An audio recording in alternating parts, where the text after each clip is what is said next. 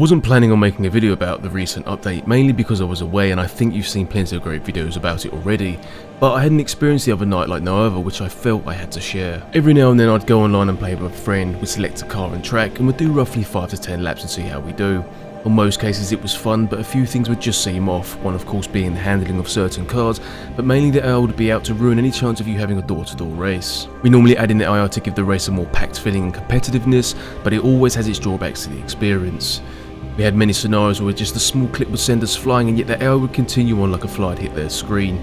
Meanwhile me and my friend would be facing backwards watching the AI drive past like they stole the cars. This time it was different. We felt a massive change in the cars we were driving, and at the main point of this video, the AI were really good. To elaborate more, I'll give you some examples where small changes have made a big difference. Starting with the first one is the awareness. The AI seem much more aware about your position and don't seem to be weaving from side to side as they used to. You could be going along a straight side by side and the next thing you see the AI coming across like the Terminator in Judgment Day. It didn't care you was there, it just wanted to kill you and get past. Thankfully this isn't the case no more. You can race side by side and they respect your position far more than they did. You can even see this better when using the radar overlay, notice just how well they do it. If you've got the racing line, the AI won't try and switch across when coming to a corner, they hold the other line and follow it as you would expect.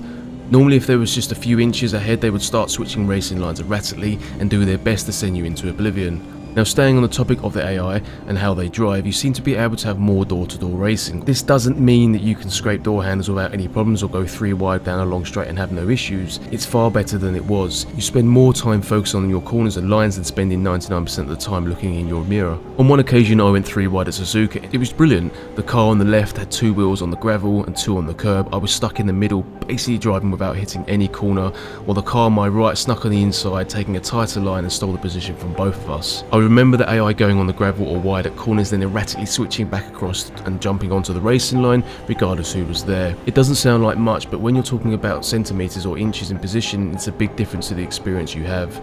Surprisingly, it doesn't stop there about the AI though. We decided to switch up cars and tracks and headed out for another 8 laps of fun.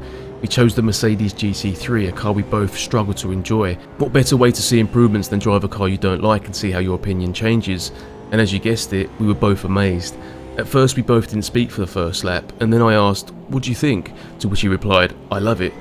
It was exactly what I was feeling too. We both drove a lap fully indulging a car we didn't like and was left speechless.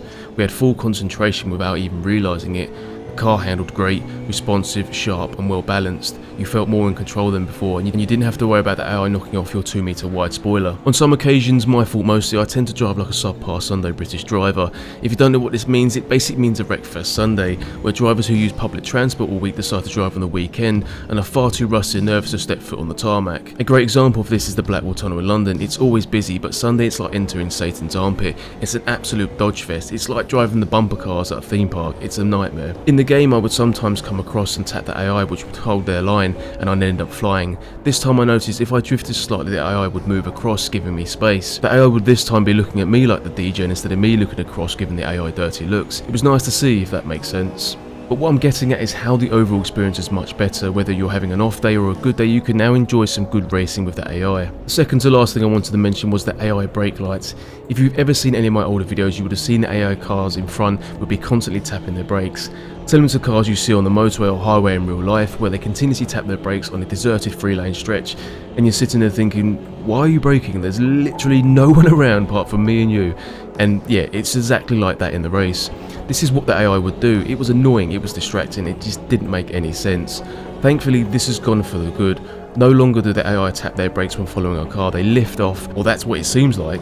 It may be some coding to say the brake lights don't show until 10% pressure, but it's a completely better experience now and makes driving in a closer pack more realistic. The last and final thing is how the AI defend. They are more disciplined, they hold their line far better when in front. Getting past is not as easy as it once was. You have to bide your time, look for the opening, and not just dive your way through the pack. It's better in so many ways. So is it just the Tyre physics that makes this game better now in 1.5? I'd say no, it's far more than that. If you predominantly drive offline and do it for fun, it's a massive change. The AI are now worthy of being a good challenge and you're going to have a much better time than previously. A little career mode and better championship options would also be nice for the offline fans. Project Cars 2 did it well, GT7 does it good, and even EA Sports can muster up a little career mode. And if you enjoyed this, don't be afraid to smash the like button, it's much appreciated, it keeps me going and motivated. And thank you so much for watching guys, I'll catch you in the next one. See you later, bye bye.